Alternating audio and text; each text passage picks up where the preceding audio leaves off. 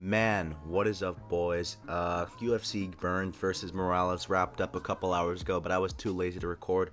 Overall, it was an okay card. You know, it's these type of cards that usually have all the finishes. The cards that on paper are pretty bad, but they end up delivering just a bit. The prelims were like insane, dude. I think we had like 5 out of 6 finishes on the prelims. And then the main card, we had like all decisions except the main event. Obviously, Michael Morales TKO'd Gilbert Burns, and Paul Craig versus Rodolfo Bellato did get canceled. Pretty unfortunate. I was actually looking forward to that fight. Overall on this card, I went 9-2 with my predictions, so 9 out of 11. So that's pretty good. That's pretty good, dude. Before we get into this video, though, make sure to subscribe because we're trying to hit 900 subscribers by the end of the year. It would mean a lot if you go ahead and subscribe. But let's talk about this, dude, because Gilbert Burns just got TKO'd by Michael Morales, dude. And Michael Morales, it's someone to actually talk about now, dude. This guy, he's in the top 8 now. He should be in the top 8 rankings tomorrow when they update it. And he's coming off 2 back-to-back KOs against Gilbert Burns and Neil Magny. And you look at Gilbert Burns' last couple fights. I mean, everyone was saying before this fight, oh, bro, maybe Gilbert Burns not as washed as we think. You look at his last couple fights, he's only lost to the top guys, Sean Brady, JDM, Bilal Muhammad. Bilal Muhammad was the champion 2 weeks ago. JDM is the current champion. Sean Brady is the clear-cut #1 contender in the division. And he was doing pretty well in all those fights. So maybe Michael Morales isn't that good, and maybe Burns can beat him. That's what the thought going into the fight was. But it's usually that type of thing, dude. We usually see these old heads, these old guard of the division, suffer a couple losses, but they're to the top of the division, and then they take a little bit of a break in competition. Maybe face like 12th ranked, 13th ranked guys, and it all crumbles down for you, dude. And you gotta expect that, dude. That's how the evolution of the sport of MMA works. I mean, the old guard has to lose to the new guard. That's how it works, man. So it sucks to see Gilbert Burns go out like this. I mean, guy was like the first one to actually test Khamzat in the UFC, knocked down Kamaru Usman during his legendary title reign. He had some good moments in his UFC career. I mean, I still think that his best moment in UFC history is his loss to Khamzat. So that basically summarizes his career pretty much. In the co-main event, we had Sodiq Yusuff versus Myron Santos. Myron Santos, I mean, it was definitely a better performance than last time out when he fought Francis Marshall, and he lost to Francis Marshall. He did not win that fight. And Sodiq Yusuff, now he's coming off, I think, 3 straight losses. I think he should go back down to featherweight. He's definitely a lot more quicker, faster, and at featherweight, he just has more power, I believe, because Myron Santos, he didn't look that fit out there, dude. He kind of looked flabby, so I was kind of disappointed to see him not put on the weight properly to 155. I think he should go back to 145 too. I mean, 145, it's definitely a competitive division, but so is 155. Myron Santos, obviously, he's the ultimate fighter winner. And this guy, he's got a good future ahead of him, dude. He's 17-1 now, good record. And yeah, man, I'm excited to see what comes for him.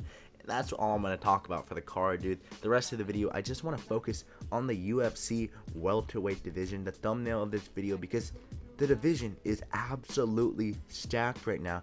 We go over the top 8 of the division, starting off with the champion, Jack Della Maddalena, the champion of the welterweight division. Number 2 spot, Bilal Muhammad, Ragdoll Leon Edwards. Number 2 spot, Sean Brady, insane wrestling, insane cardio, decent striking. Number 3, Shavkat Rakhmonov, dude, the oral merchant himself, 19-0, 18 finishes. Pretty good resume as well. Leon Edwards, obviously a champion with multiple title defenses, who is now at 4. Kamaru Usman at 5. The second greatest welterweight of all time is at 5, and he's got a fight coming up finally. Ian Gary, you know, I'm not that high on Ian Gary. Ian Gary's here, you know, he's decent. Joaquin Buckley, dude, explosive wrestling, explosive striking, great striking, knockout power. This kid's good. And obviously at number 8, we would probably be having Michael Morales, now an undefeated fighter. And it's the future of welterweight.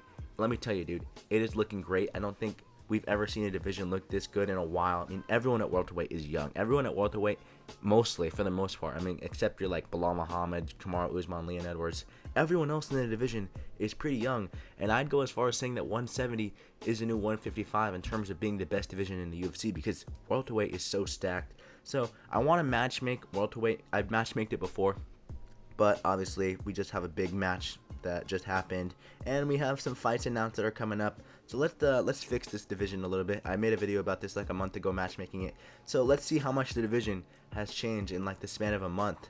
let's talk about it. The first fight I do have is going to be the fighter who just fought, Michael Morales versus Colby Covington. Colby Covington, he's not that good anymore. I think that him or what's his name, Michael Morales, would be in similar spots around the rankings. I don't know if you can give Michael Morales that high up a shot in the rankings, because Gilbert Burns, he was kind of on his way out, and Colby Covington is too. So if Michael Morales can go in there and beat Colby Covington, then we can give this guy a #1 contenders fight, and then he can fight for a title, hopefully. Colby Covington, though, obviously a decorated wrestler, and I think that will definitely be a problem for Michael Morales. We haven't seen his grappling truly tested by an elite grappler, elite wrestler in the UFC, and Colby Covington's kind of washed now. Maybe it'll be a free win for Michael Morales. Good way to get him in the top 5.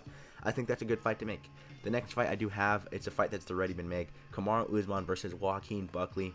I do think this fight has severe title implications. You know, it's hard to say right now with just the mess at the top of welterweight, especially with Islam Makhachev, the 155 champ, coming up to 170. You know, who's going to fight for a title next? I mean, probably Islam Makhachev. But after that, who's next? I think there's a lot of fights to make in the meantime, and that's why we're doing this video, dude. Kamaru Usman versus Joaquin Buckley. The winner of this fight could very well be the next guy to fight for a title after Islam Makhachev. I think Joaquin Buckley, he's literally taking up the unks of the division. Stephen Thompson, Colby Covington, and if he takes out Kamaru Usman, then he'd have like 3 unks on his resume at welterweight. Kamaru Usman, obviously, I think he's deserving of a title shot. You know, one of the greatest welterweights of all time, like I said earlier.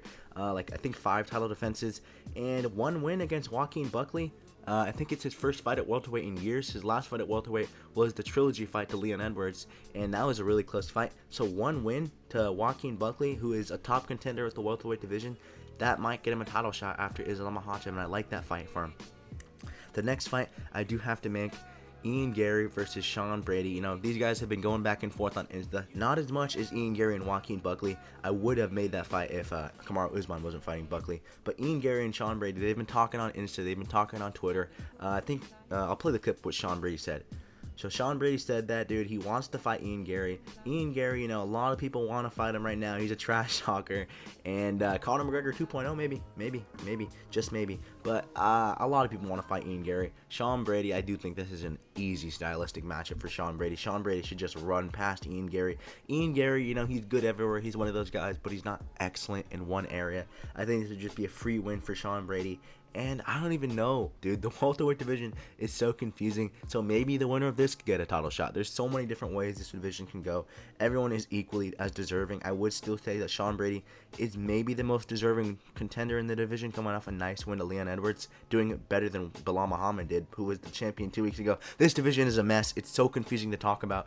But let's go on to the next match I want to make. Bilal Muhammad versus Shavkat Rakhmonov. Obviously, this match was made for 310 when Shavkat Rakhmonov was the #1 contender and when Bilal Muhammad was the champion. So times have changed in just like 5 months a little bit, and Bilal Muhammad is not the champion anymore. Shavkat Rakhmonov is not the #1 contender anymore. Remake this fight.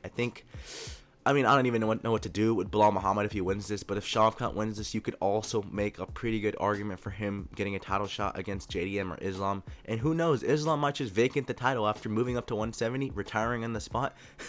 We might be seeing a vacant title shot. It'd be very confusing, very interesting division. But this would be a nice fight for Bilal Muhammad. I do think Bilal Muhammad is just gonna beat Shavkat if this fight ever happens. I think Bilal Muhammad's wrestling is too dominant, and I hope he's not dumb enough to strike with Shavkat like he was with JDM. I mean, obviously JDM's a better striker than Shavkat, but Bilal Muhammad, maybe he can mix into striking more like he did in that fight with JDM, but I think he just needs to shoot a lot more takedowns than he did in his fight against JDM. And the final fight I want to make is kind of a given already. I've mentioned it several times throughout this video. Jack Della Maddalena versus Islam Makhachev. This is a given. This is common sense. I think I really do like this fight. And yeah, man, I think this is a fun fight to make. You know, JDM, a lot of people are saying that JDM could potentially beat beat Islam, which is definitely a far-fetched take. I do not see that whatsoever, and I can't imagine that. I truly can't imagine JDM beating Islam Makhachev. I mean, what has Islam Makhachev done to prove that he would lose to JDM? I mean, maybe he got outstruck by Poirier in some instances, But I do think that JDM would just not be good enough to beat Islam Makhachev. I think Islam Makhachev would be able to strike with JDM. I think he'd be able to take JDM down. And yeah, man, I think Islam Makhachev would just have a free shot up. Maybe not a free one shot up, but I do think that's definitely an easy stylistic matchup for Islam Makhachev. Everyone's treating it like, oh, this is super hard stylistic matchup. I disagree with that. And yeah, man, that's going to do it for today's video. If you guys enjoyed, make sure to subscribe, and I'll see you guys in the next one. MMA Outpost out.